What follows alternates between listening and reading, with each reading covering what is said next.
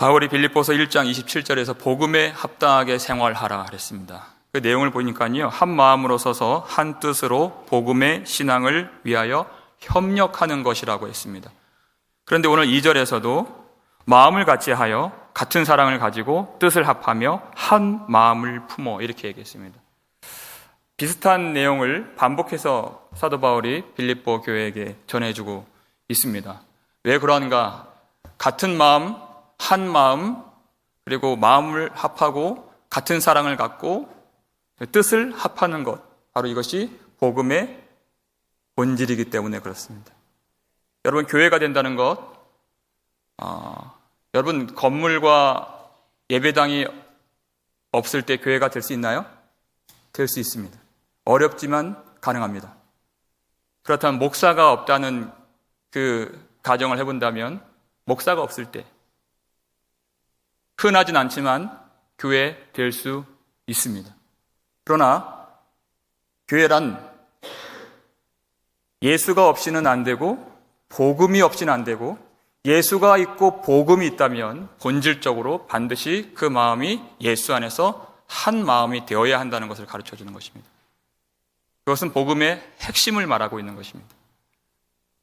그런데 이 한 마음 되고 같은 사랑이 되는 이것을 위해서 하나님이 이미 다 주셨다는 얘기를 하는 겁니다. 1절을 보면요, 이미 그 모든 하늘의 자원을 다 내가 주지 않았느냐, 너희가 받지 않았느냐 하는 그 내용이죠. 우리 1절을 함께 읽겠습니다. 그러므로 그리스도 안에 무슨 권면이나 사랑의 무슨 위로나 성령의 무슨 교제나 긍휼이나 자비가 있거든 그랬습니다. 너희가 받지 않았느냐 그 뜻이죠. 먼저 그리스도 안에 권면을 받은 것입니다. 이 권면이란 이 뉘앙스가 저는 가장 적합한 이 성경 말씀이 고린도후서 5장 14절 보면 그리스도의 사랑이 우리를 강권하시는도다, 이런 말씀이 있어요. 저는 그 느낌으로 와닿았어요. 우리가 어떤 일을 할 때 이유를 찾고 어떤 동기와 자극에 의해서 그 일을 하곤 하거든요. 그런데 교회가 하나 되는 것, 우리가 같은 마음을 품고 뜻을 합하는 이 일은 그리스도의 사랑이 우리를 자극하고 그리스도의 사랑이 동기를 불러일으키고 그리스도의 사랑이 그것을 가르치고 그것을 이루어내신다는 것입니다. 어떤 일을 할 때 외부적으로 동기가 올 때가 있습니다. 대한민국 남자들이 군대를 간다거나 세금을 낸다거나 아니면 먹고 살기 위해서 일을 한다거나, 이런 것들은 외부적인 동기가 와서 싫든 좋든 해야 되는 일입니다. 억지로라도 해야 되는 일입니다. 근데 그것과 달리 가정을 꾸리고 제가 결혼을 하고 아이를 낳았어요. 근데 제가 이제까지 설교를 준비하면서 떠오르는 게 뭐냐면, 내가 이 아이를 내가 왜 먹여 살려야 하지? 라고 한 번도 물은 적이 없다는 거예요. 이 아이가 왜 이렇게 많이 먹지? 그건 많이 물었어요. 걱정이 돼가지고. 근데 내가 왜 아이가 잘 되길 원하고 건강하게 자라길 바라고 이 아이가 행복하길 바라는지 한 번도 물은 적이 없어요. 왜냐하면 그 동기가 내 안에 있었기 때문에 그래요. 그걸 본성이라고 하는 겁니다. 부모이기 때문에 나중에 형편이 되면 좀 잘해줘야지, 그렇지 않습니다. 어떤 형편에서라도 그렇게 하길 원하는, 그 밖에서 오는 동기보다 훨씬 자발적이고 훨씬 기쁨이 충만한 것이죠. 근데 그것보다 더 뛰어난 그리스도의 사랑에 강권하는 일이 뭐냐면 교회가 하나 되는 것을 말하는 것입니다. 모든 인간의 본성조차도 작아 보일 만큼 더 큰 힘으로, 더 큰 은혜로서, 더 큰 하나님의 하늘의 자원을 부어주셔서 만드시길 원하고, 또 우리 속에 소원을 두시고 또 그것을 통해서 기쁨을 얻도록 하는 것이 뭐냐면 마음을 같이 하고 같은 사랑으로 뜻을 합하여 한 마음이 되는 것. 그래서 하나님이 우리 속에 그 하나님의 은혜로서 우리에게 주신 그 소망이라고 하는 것입니다. 그러면서 1절에서 우리가 어떤 사랑을 받았는지 계속 말씀해주고 있는데요, 사랑이 무슨 위로나 그랬습니다. 우리가 그 하나님의 사랑 안에서 위로를 받은 존재라는 것입니다. 이 세상 살아가는 것 자체가 참 깨지고 상처받고 고통받는 그런 인생이죠. 특별히 이민생활 가운데에서 참 서러울 일 많고 답답한 일 많고 어디 가서 하소연하지 못할 그런 일들 가운데 여러분 그때 가장 떠올랐던 일이 뭡니까? 하나님 보좌 앞에 나와서 아마 예배드리기를 가장 소원하셨을 겁니다. 왜냐하면 하나님 앞에서만 우리는 위로를 받을 수 있기 때문에 그렇습니다. 우리 하나님은 바로 자비의 하나님이시고 위로의 아버지가 되십니다. 그 말씀이 고린도후서 1장 3절 4절 말씀이죠. 함께 읽겠습니다. 찬송하리로다. 그는 우리 주 예수 그리스도의 하나님이시요 자비의 아버지시요 모든 위로의 하나님이시며 우리의 모든 환난 중에서 우리를 위로하사 우리로 하여금 하나님께 받은 위로로서 모든 환난 중에 있는 자들을 능히 위로하게 하시는 이시로다. 아멘. 그렇습니다.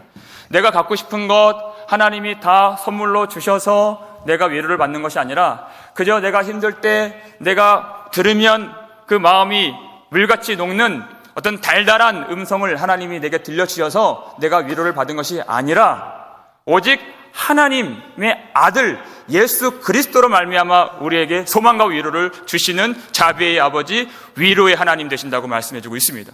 5절 한번 보시죠. 함께 읽겠습니다. 그리스도의 고난이 우리에게 넘친 것 같이 우리가 받는 위로도 그리스도로 말미암아 넘치는도다 그랬습니다. 고통이 없어서 위로를 받는 것이 아닙니다. 기독교는 고통이 없다 말하는 그런 종교가 아닙니다. 그리스도의 고난이 우리에게 넘쳤다고 얘기했습니다. 고난이 충만한 종교라 얘기하고 있습니다. 왜냐하면 우리가 걷는 길은 십자가의 길이기 때문에 그렇습니다. 그 십자가 내가 벗어 던지고 싶은 십자가일 때 많지만 그 속에서 주님을 알고 주님을 의지하고 주님을 섬길 수 있는 복된 길이요 생명의 길이기 때문에 우리는 그 안에서 넘치는 고난을 받지만 그런데 그 복음 안에서 그리스도로 말미암아 위로도 넘치게 임하는 하나님의 백성이 바로 우리라고 하는 것입니다. 전에는 몰랐지만 예수 그리스도 그 영광의 부활의 그 하나님 보좌에 들어가신 그것을 보면서 예수님이 가신 그 길이 바로 십자가의 길, 죽음의 길이었던 것처럼 우리의 그 십자가의 길, 우리의 고난의 결국 마침이 패망이요 멸망이 아니라 예수님이 계신 그 하늘나라 하나님의 보좌로 들어가게 된다는 사실을 복음으로 깨닫고 고난이 넘치면 그 고난을 뛰어넘는 하나님의 위로와 그 고통과 상실과 아픔을 뛰어넘는 하나님의 사랑과 소망이 우리 가운데 가득 차게 되는 것을 우리는 고백하고 경험할 수 있는 것입니다. 그리스도로 말미암는 소망인 것이죠. 제가 여러분 알아가고 여러분 서로가 알아갈 때 우리가 한 마음이 되거나 한 뜻이 되어가는 그 과정을 살펴보면 우리가 지금 펼쳐지는 어떤 전국의 정치 얘기를 한다거나 아니면 서로 공감대가 형성되는 스포츠 얘기를 한다거나 아니면 맛있는 것을 먹고 대화를 할 때 그때 하나 되는 마음 한 번도 경험해 본 적이 없습니다. 저와 여러분 각자가 다른 환경에서 살아오셨고 저도 한 40년간 한국에 살다가 이제 막 미국에 왔고 전혀 멀리 있는 관계없는 그런 생활의 터전에서 근데 대화 가운데 그 성도님 속에 있는 눈물이 바로 내 눈물이고 그 속에 있는 상처, 그 속에 있는 고통이 바로 내 것과 똑같은 것을 발견할 때 그런데 그 위에 하나님의 성령으로 위로해 주신 그 간증과 그 은혜가 내 속에도 있는 것을 발견할 때 우리는 그때 같은 마음으로 하나가 될 수 있는 것입니다. 전혀 버릴 것이 없는 내가 받은 상처, 내가 받은 고통이 또 다른 사람들을 위로하게 되고 세우게 되고 같이 같은 길 걸어간다는 격려와 위로와 소망으로서 그렇게 쓰임받을 수 있도록 하나님이 내게 주신 그 모든 일들 그래서 내가 사랑할 수 있는 것입니다. 하나님 또 우리에게 주신 것이 바로 자비와 긍휼이라고 했어요. 우리가 그 자비를 그 긍휼을 경험한 사람들이죠. 세상은 자기가 높아지기 위해서 조금 자기보다 힘 약한 사람 보면 오히려 짓밟고 그 사람을 밟고 올라섭니다. 억누르고 올라섭니다. 더 무시를 합니다. 더 얕잡아 보죠. 그래서 강한 채 할 때 있습니다. 그런데 우리 하나님은 그렇지 않으십니다. 우리가 연약할 때 더 귀히 여겨주시는 분. 예수 사랑하시면 우리가 찬양 좋아하는 찬양 3절 보면 내가 연약할수록 더욱 귀히 여기사래요. 우리가 연약할수록 우리가 넘어질 때 더 은혜를 주시고 예비하신 믿음을 허락해 주십니다. 제가 그와 같은 일을 경험한 적이 있습니다. 제가 매일 새벽 예배를 인도할 때 아침 일찍이지만 제가 정신을 바짝 차려서 해야 하는 게 마땅한 일이죠. 근데 그렇게 하지 못할 때도 있는 것 같습니다. 한번 찬양을 합시다 하고 찬양을 불렀는데 제 눈으로는 그 가사를 읽고 있어서 그 찬양을, 가사는 제가 부르는데 음은 저 혼자 영 엉뚱한 찬양을 불렀던 적이 있어요. 그러니까 너무 이게 웅성웅성 난리가 난 거죠. 제가 마이크로 이상한 찬양을 부르니까. 그때 제가 죄송합니다, 실수를 했습니다 그랬어요. 근데요, 제가 그때 아주 신비로운 일을 경험해요. 우리 교회가 원래 새벽 예배 때 찬양 정말 뜨겁게 부릅니다. 그런데요, 바로 이제 정정해서 이제 새롭게 찬양 부를 때 어찌나 그렇게 모든 분들이 뜨겁고 힘차게 열렬하게 찬송을 하는 그것을 제가 봤는지요. 왜냐하면 제가 연약하니까, 제가 부족하니까 그때 더 불쌍히 여겨주시고 그때 더 힘있게 예배 가운데 나아가시는 여러분 모습 보면서 아, 정말 우리 교회 좋은 교회다라는 생각 들었습니다. 긍휼이 있는 교회구나, 자비가 있는 교회구나, 어머니의 품 같은 교회구나, 그런 생각 들고 너무 감사했습니다. 바로 긍휼이 바로 그런 뜻이거든요. 여기서 긍휼이라는 단어가 스플랑크노원이라고 하는 헬라어 단어인데요, 빌립보서 1장에 한번 등장한 적이 있는데 다른 단어로 번역이 된 적이 있습니다. 1장 8절이에요. 1장 8절 보시면 어떤 단어일까요? 내가 예수 그리스도의 심장. 이 심장이라는 단어가 바로 긍휼이라는 단어, 똑같은 단어입니다. 예수의 심장이에요. 여러분, 예수의 심장은 어떤 심장이죠? 거기서 피를 뿜어낼 때 그 피로 교회를 정결하게 하신 그 피를 낸 심장인 것입니다. 요한복음 19장 보니까 한 로마 군병이 예수님 옆구리를 창끝으로 찌릅니다. 아래에서 위로 찌르기 때문에 그 창끝은 아마 심장을 터뜨렸을 것입니다. 그때 성경은 모든 물과 피를 쏟아냈다 그랬어요. 그 물과 피로 교회는 정결함을 입었고 하나님의 자녀가 되었습니다. 그 피의 심장, 그 심장을 바로 내게 이식시켜 주시고 교회에게 그 심장을 허락해 주셨다는 것이에요. 그 긍휼의 심장, 모든 허물, 모든 더러움을 다 덮으고도 남음이 있는 그 사랑의 심장을 우리에게 주신 것입니다. 히브리어로 긍휼이라고 하는 단어는 또 레헴이라고 해서 어머니의 모태, 자궁이라고 하는 뜻을 갖고 있습니다. 어머니가 뱃속에 아이를 품을 때에는 아이의 잘잘못을 따지고 품질 않습니다. 아이가 잘해서 품고 못해서 버리거나 아이가 건강해서 품고 병약해서 버리는 법이 없습니다. 아이는 아이이기 때문에, 부모이기 때문에 어미의 심정으로 그 아이를 품는 마음, 그것이 하나님이 모든 허물을 덮어주시고 예수 그리스도로 우리를 자녀 삼아주신 긍휼의 마음, 자비의 마음이라는 것입니다. 그것을 우리가 받았으니 어찌 한 마음 한 뜻으로 우리가 지내지 않을 수 있습니까? 라고 지금 바울이 얘기하고 있는 것입니다. 사람이 할 수 없는 그 사랑, 그 은혜, 그 성령의 그 놀라운 위로를 받은 우리이기 때문에 그래요. 그리고 또 뭘 받았다고 설명하냐면요, 성령의 무슨 교제가 이렇게 나옵니다. 성령의 무슨 교제나 이렇게 얘기하죠. 성령의 교제. 여러분, 그래서 교제라고 하는 것은 우리가 모여서 차도 마시고 대화도 하고 할 수 있지만 교회의 교제는 반드시 성령께서만 이루실 수 있는 교제라는 것입니다. 우리가 할 수 있는 차원의 교제가 아닙니다. 사람들은 자기가 원하거나 내게 유익이 될 때 교제를 맺거나 끊을 수 있습니다. 그런데 성령 안에서의 교제는 그 사람이 하는 일과 다릅니다. 내가 원하거나 유익이 될 때 하는 그것은 그 사람의 가치를 이용하는 것이고 그건 비즈니스이지 교제가 아닙니다.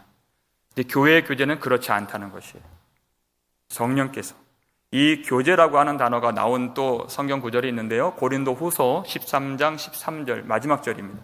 여러분 아주 익숙한 구절일 겁니다. 주 예수 그리스도의 은혜와 하나님의 사랑과 성령의 교통하심이 너희 무리와 함께 있을지어다. 교통하심, 바로 이 단어가 코이노니아, 교제라는 단어와 똑같은 단어인 것입니다. 성령의 교통. 어떤 사람이 하나님 앞에 범죄하고 그 죄를 버리지 못했을 때 하나님과 교통이 막히는 단절된 그 고통을 분명히 당할 것입니다. 그런데 그것이 어떻게 관계 속에서 드러나게 되는가? 하나님과의 그 관계가 막히면 어떤 다른 관계라도 막히게 되어 있습니다.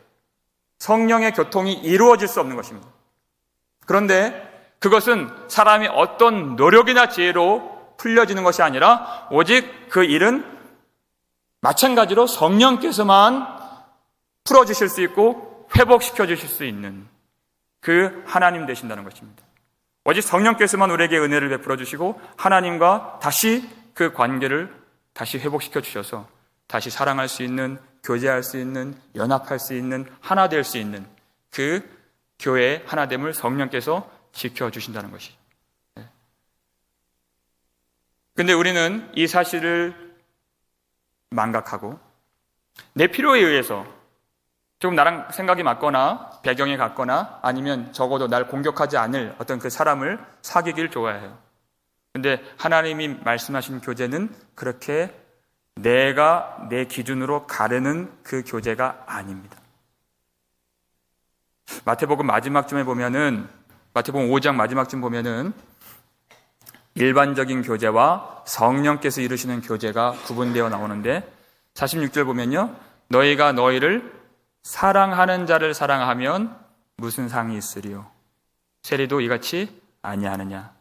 47절, 또 너희가 너희 형제에게만 무난하면 남보다 더하는 것이 무엇이냐 그랬습니다. 이방인들도 이같이 아니하느냐? 보통 사람들은 나 사랑하는 사람 아니면 내 형제 아니면 내 주변에 있는 어떤 동일한 뭔가를 가진 사람들, 해를 끼치지 않는 사람들에 한해서 사랑하고 교제하고 교통합니다. 그런데 그것은 일반적인 교제라는 것입니다. 누구나 이방인들도 하나님 없는 사람들도 그렇게 살아가는 모습이지만 남보다 너희가 더하는 것이 무엇이냐? 그것이 바로 성령의 교통의 수준이라는 것이에요. 일반적인 사람이 할 수 있는 그 수준 말고 내게 유익이 되어서 내게 보탬이 되고 쓰임이 되어서 사랑하는 그 수준 말고 하나님만이 이루어 주실 수 있는, 때로는 유익되지 않고 때로는 상처를 주고 나를 해할 수 있는 그런 사람일 수 있으나 남보다 더하는 것이 무엇이냐? 하나님이 이루어 주신 그 일을 바로 교회에서 성취하길 원하신다는 것입니다. 왜냐하면 하나님께서 이미 그러한 사랑과 긍휼로 우리를 구원해 주셨기 때문에 그렇습니다. 이미 그 사랑을 우리가 받았기 때문에 그렇게 할 수 있다는 것입니다. 주님은 우리를 부르실 때 어떤 쓰임이나 유익함을 위해서 우리를 부르신 것이 아닙니다. 하나님은 완전하신 분이시고 자존하신 분이시고 스스로 계신 분이시고 전혀 부족함이 없으신 분이십니다. 그런데 사람이 죄를 범해서 하나님의 영광에 돌아가지 못하고 하나님과 떨어지게 되었죠. 그것을 죄라고 합니다. 그 죄가 있을 때 그 사람의 상태를 하나님이 로마서 5장을 보니까요, 바로 원수라고 그랬어요. 그러면 사람들은 원수를 어떻게 하죠? 원수를 없애거나 아니면 등지거나 원수를 외면해야 그래도 행복합니다. 그런데 하나님은 그렇게 안 하셨다는 것입니다. 원수를 해하거나 원수를 버리는 것이 아니라 그 원수 되게 만든 그 죄를 없애길 원하셨다는 거예요. 그 죄를 멸하길 원하셨다는 것입니다. 어떻게 해요? 그의 아들 예수 그리스도를 이 땅에 보내시고 그 예수께서 십자가에서 죽으시는 그 흘리신 보혈로 말미암아 죄를 속하여 주시고 씻어 주시는 그 방법, 복음이죠. 그 사랑으로 우리는 하나님의 자녀가 된 것입니다. 그 사랑을 받은 모든 하나님의 백성들 열애 없이 어떠한 사랑, 어떠한 마음으로 주님을 섬기고 우리가 교회에서 생활할 수 있을까요? 우리 요한일서 4장 7절 8절 우리 함께 읽겠습니다. 사랑하는 자들아 우리가 서로 사랑하자. 사랑은 하나님께 속한 것이니 사랑하는 자마다 하나님으로부터 나서 하나님을 알고 사랑하지 아니하는 자는 하나님을 알지 못하나니 이는 하나님은 사랑이심이라. 아멘. 그렇습니다. 사랑하는 자마다 하나님으로부터 났다 그랬어요. 하나님을 아는 자라고 그랬습니다. 사랑하지 아니하는 자는 하나님을 알지 못하나니. 그렇습니다. 우리를 그 사랑과 긍휼의 품 안에서 우리를 거듭나게 해주시고 구원해 주셨기 때문에 우리는 그 피를 받아 그 예수의 긍휼의 심장을 받아서 능히 주님처럼 그렇게 할 수 있습니다. 물론 부족함이 많이 있죠. 그런데 적어도 세상 사람들처럼 나의 보탬이 되거나 아니면 그 사람의 태도가 어떠한지를 보고서 우리는 이 사람을 사랑할까 말까 정하는 사람들이 아니라는 것입니다. 그 사람의 과거가 어떠한가를 내가 보고서 내가 피하고 말까를 정하는 사람이 아니라는 것입니다. 심지어 이 성경을 기록한 사도 바울마저도 그 과거 속에는 교회를 잔멸하려고 사람들을 옥에 가두고 죽이기까지 했던 그 사람이지만 받아주고 난 후에는 예루살렘 교회가 그의 과거를 다시 따져 묻지 않았습니다. 우리가 그 긍휼과 사랑을 받았기 때문에 그래요. 이렇게 말할 때가 있습니다. 저 사람이 조금 더 변화가 되었더라면, 저 사람이 조금 더 경건했더라면 조금 더 좋은 관계를 가졌을 텐데 라고 말할 수 있지만 하나님이 우리에게 먼저 주신 사랑은 그렇게 하지 않으셨습니다. 로마서 5장 6절 한번 보실까요? 함께 읽겠습니다. 우리가 아직 연약할 때 기약대로 그리스도께서 경건하지 않은 자를 위하여 죽으셨도다. 그랬어요. 저 사람이 조금 더 진리를 알았더라면 하질 않고 하나님 앞에서 우리는 원수였습니다. 전혀 사랑받을 어떤 자격이 없고 사랑을 줄 수 있는 어떤 상태가 아닌 그런 우리에게 먼저 사랑을 베푸신 하나님의 긍휼과 자비가 예수의 심장 가운데 우리 속에 박혀 있다는 얘기를 하고 있는 것입니다. 그 사람의 태도가 어떠한가? 어떤 변화를 지금 겪고 있는가? 하는 그것들을 보질 않고 전혀 불경건하거나 전혀 진리를 알지 못하는 사람일지라도 하나님의 사랑은 경계를 넘어서 모든 박해자를 위하여 기도하고 원수까지 사랑하라 하신 그 말씀 안에서의 사랑인 것입니다. 여러분, 사도 바울이요, 이 말씀을 빌립보서 이 안에서만도 여러 번 반복을 하면서 에베소 교회, 그리고 고린도 교회, 골로새 교회, 많은 교회들에게 이와 아주 비슷한 말씀을 수차례 반복해서 그렇게 전하고 있습니다. 여러분, 왜 그렇게 할까요? 어느 교회도 이 문제에서 이 교회의 하나 되는 마음, 이 일치, 근데 그렇지 못하는 그 상실과 고통의 이 문제에서 자유로운 교회, 자유로운 성도 없다는 말입니다. 제가 여러분의 어떤 사건들, 일들 다 모르고 설교하는 것이지만 근데 역사상 이 아픔에서 나는 그럴 일 없습니다 할 자가 없다는 말인 것이에요. 여러분, 초대교회가 어떤 교회입니까? 초대교회는요, 정말 예수 그리스도 그 믿음 하나 붙잡고 그 어떤 환난이나 어떤 핍박이나 지금 우리가 살아가는 이 세상에서의 믿음 지키는 것과는 비교도 안 될 그 신앙 지켜왔던 사람들이죠. 히브리서 11장 36절 이하를 보면요, 그들이 어떤 사람들은 조롱을 당하고 어떤 사람들은 채찍질을 당하고 어떤 사람들은 결박이 되어서 옥에 갇히기도 하고 어떤 사람들은 톱으로 켜는 시험, 어떤 사람들은 돌에 맞는 시험, 어떤 사람들은 칼에 죽임 당하는 시험을 당하고 또 어떤 사람들은 양과 염소의 가죽을 뒤집어 쓰고 그 광야를 방황하고 또 어떤 사람들은 큰 환난과 또 학대와 또 그 기근 속에서 그들이 세상에 감당하지 못할 믿음 가졌노라 이렇게 말하고 있어요. 우리가 지난주 고백했던 찬양, 환난과 핍박 중에도 환난과 핍박 중에도 성도는 신앙 지켰네. 이 신앙 생각할 때에 기쁨이 충만하도다 그랬습니다. 성도의 신앙 따라서 죽도록 충성하겠네. 그런 믿음을 가진 초대교회였습니다. 그런 믿음을 가진 교회들임에도 불구하고 어느 한켠에서는 한마음 되지 못하는 그 고통이 여전히 있었다는 얘기예요. 내 목숨을 바쳐서라도 이 믿음을 수호하고자 했던 그 절절한 가슴의 그 심령들마저도 그 뜨거운 사랑으로 하나 되는 그 일에 대해서는 항상 약하고 항상 부족하고 항상 넘어질 수밖에 없었던 그런 모습이었다는 것입니다. 그래서 우리가 찬송가 336장 부를 때 그 죽도록 충성하리라의 그 믿음의 완성을 3절에서 어떻게 고백하죠?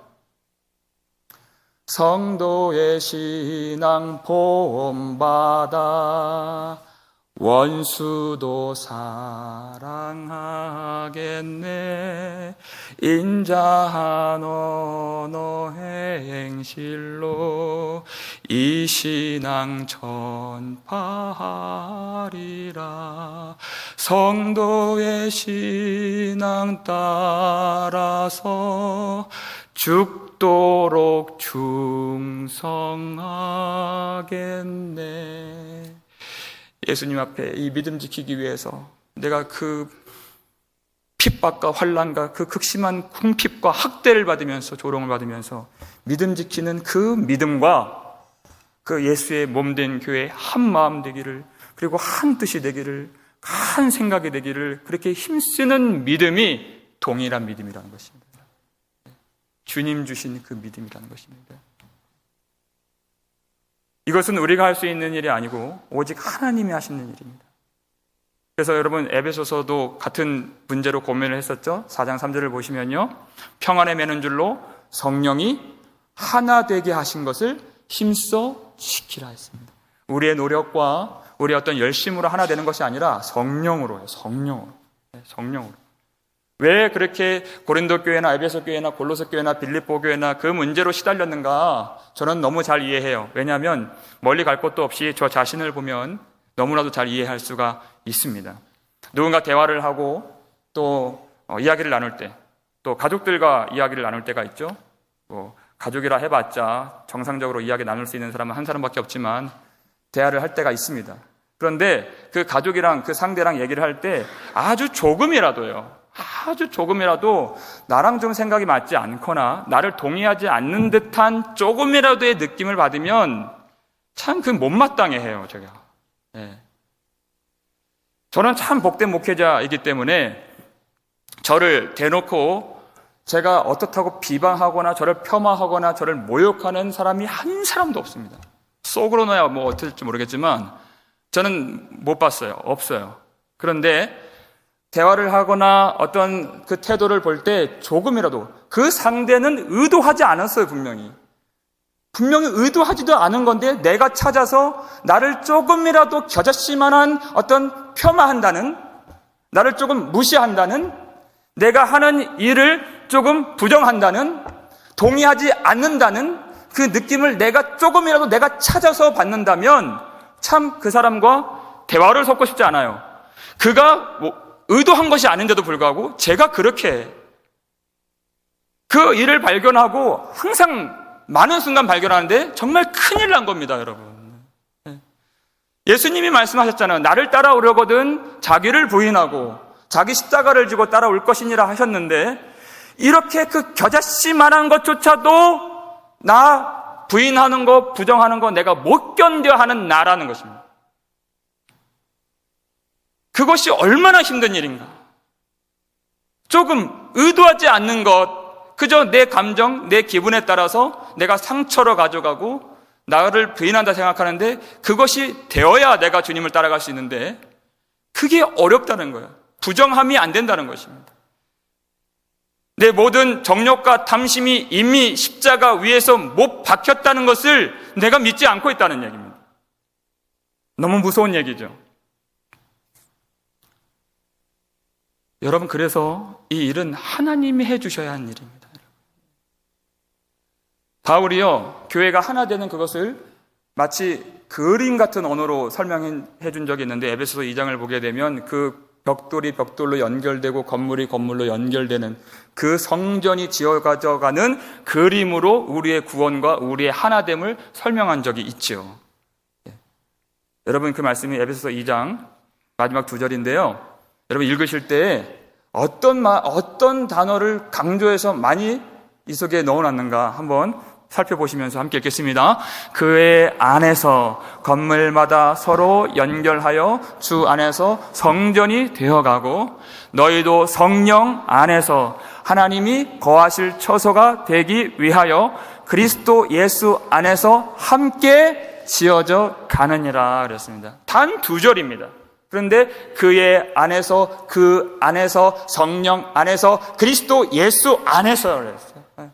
우리가 할 수 있는 수준의 일이 아니라 우리는 항상 작은 것이라도 내게 걸리는 거 있으면 단절하고 대화하고 싶지 않고 그저 밀어버리는 우리이지만 그리스도 안에서, 성령 안에서 그 모든 것을 하나님이 씻어주시기 위해서 이 땅에 보내신 십자가에서 죽으신 예수 그리스도 안에서 우리를 그렇게 건물마다 연결되고 그 벽돌이 연결되어서 아름다운 성전 하나로 지어져 가는 것처럼 성령께서 그 일을 우리 속에 이루어 가신다는 것입니다.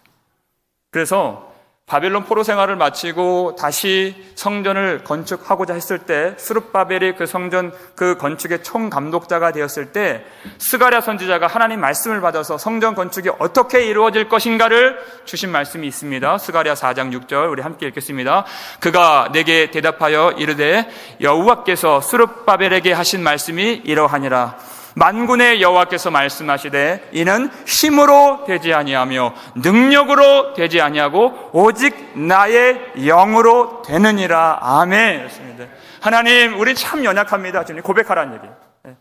내 힘으로 할 수 없습니다. 내 능력으로 안 되는 일이었습니다. 주님, 그렇게 나아가라는 것입니다. 여러분, 성전이 그 어느 들판이나 산속에 있는 그 돌이 성전으로 끼워져 들어가고 함께 지어져 가려면 그 성전 돌 자체로서 그렇게 들어갈 수 있습니까? 아닙니다. 반드시 그 성전 돌 되기 위하여서 그 돌은 다듬어져야 하는 돌입니다. 깎여져야 하는 돌입니다. 그렇지 않으면 그 모난 부분들이 부대껴서 서로 다툼이 일어나고 싸움이 일어나고 분열이 일어날 수밖에 없는 그 돌이죠.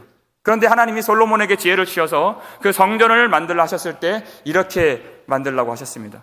열왕기상 6장 7절 말씀 보면요, 함께 읽겠습니다. 이 성전은 건축할 때 돌을 그 뜨는 곳에서 다듬고 가져다가 건축하였으므로 건축하는 동안에 성전 속에서는 방망이나 도끼나 모든 철 연장 소리가 들리지 아니하였으며 그랬습니다.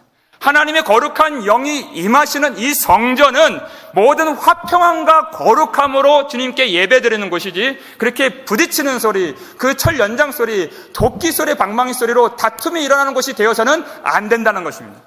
그와 일맥상통한 말씀이 오늘 본문의 3절 말씀입니다. 아무 일에든지 다툼이나 허영으로 하지 말고 거룩함과 화평을 따르는 교회 되어야 한다는 것입니다. 여러분, 다툴 때 우리는 항상 그래도 우리는 떳떳하고자 명분을 내세워요. 저 사람이 진리를 알지 못하기 때문에, 저 사람이 거룩하지 못하기 때문에 나는 싸울 수밖에 없습니다라고 말할 때가 있지만 그것도 온전한 말은 아닙니다. 우리가 경건하지 아니했을 때, 우리가 진리를 알지 못했을 때, 여러분, 우리 마음이 정직하게 바라보면 하나님의 그 순전한 진리를 온전하게 마음에 담고 지킬 수 없는 마음인 것을 여러분 고백하실 수 있을 겁니다. 우리는 진리 자체가 아닙니다.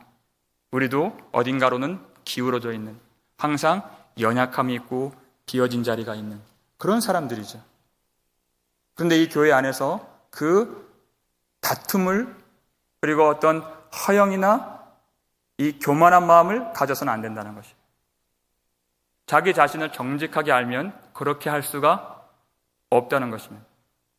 특별히 다투고자 할 때 오늘 본문을 보면은 허영으로 하지 말고 그랬습니다.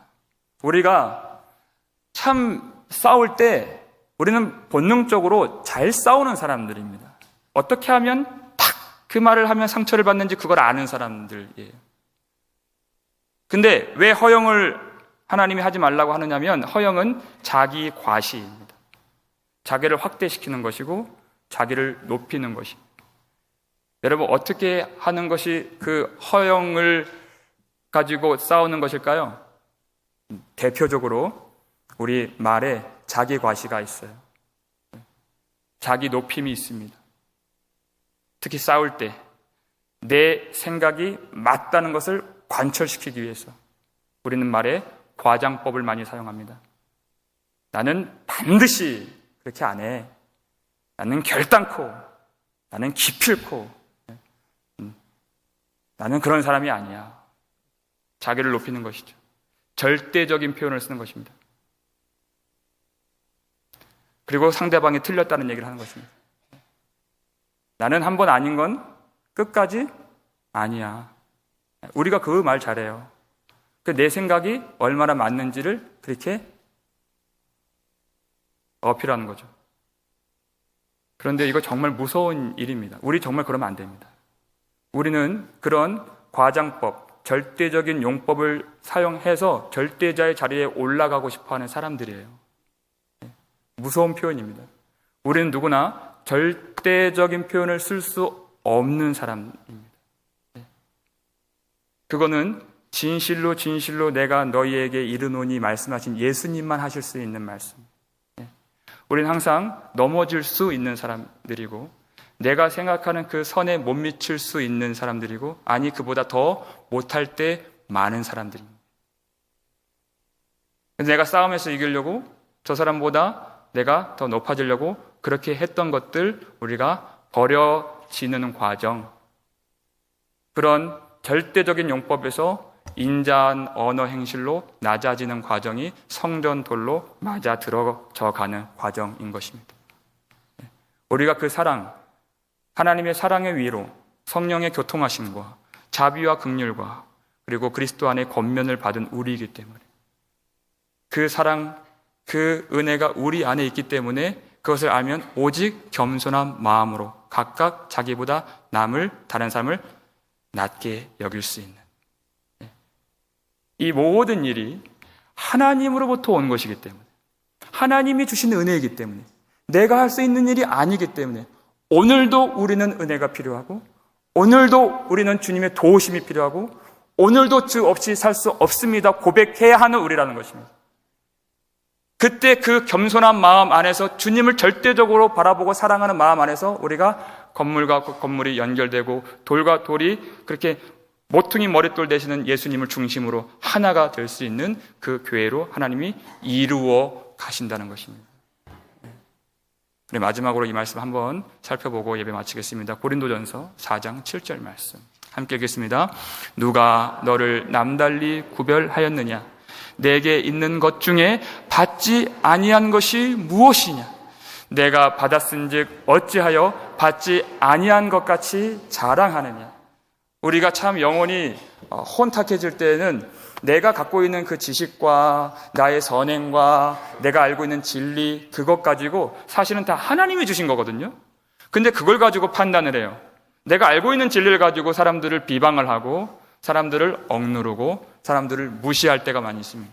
그것은요 오늘 말씀에 보여주신 것처럼 왜 받지 아니한 것 같이 자랑하느냐, 못 받은 사람의 이야기라는 것입니다. 그건 받은 사람의 행동이 아니라는 것입니다.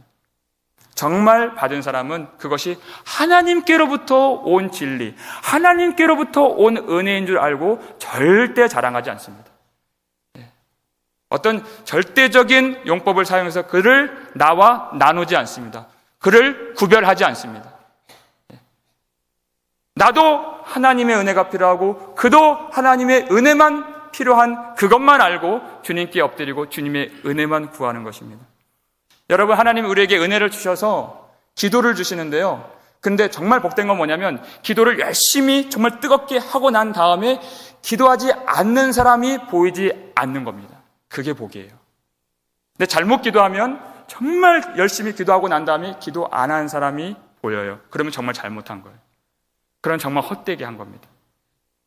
그 기도와 은혜를 주신 그 하나님을 바라보게 된다면, 그리고 그 은혜의 힘으로 다른 사람을 돌볼 수 있게 된다면 그건 하나님이 정말 복을 주신 교회인 줄 믿으시기 바랍니다. 하나님이 이제까지 수십 년 동안 살았을 때에도 몰랐던 그 진리를 하나님이 알게 해주셨을 때, 그때 그 진리를 모르는 어떤 사람이 한심해 보이면 정말 위험한 것입니다. 그 진리를 주신 하나님을 보는 것. 하나님께서 내게 주신 그 은혜를 생각하는 것입니다. 그래서 그 힘으로 우리는 다른 사람을 섬길 수 있는 것입니다. 돌볼 수 있는 것입니다. 그때 하나님이 기뻐하시는 줄을 믿으시길 바랍니다.